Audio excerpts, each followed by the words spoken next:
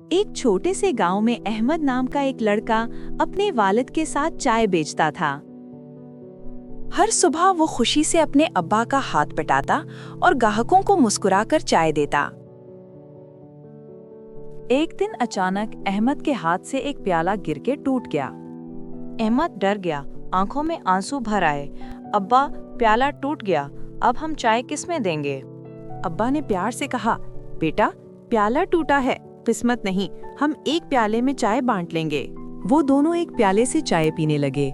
गांव वाले ये मंजर देखकर हैरान रह गए।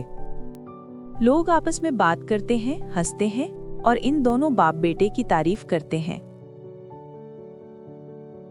उसी वक्त एक अजनबी शख्स वहां आया और चुपचाप अहमद और उसके बाप को देखने लगा। वो बोला, मैं शहर से आया हूँ, तुम्हारी मेहनत और ईमानदारी ने दिल जीत लिया।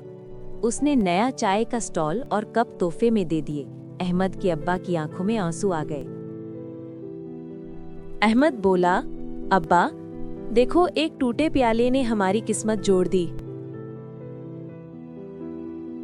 अब्बा ने नरमी से कहा, बेटा, चीजें टूटे तो गम न करो, नियत सच्ची हो तो रब खुद जोड़ देता है।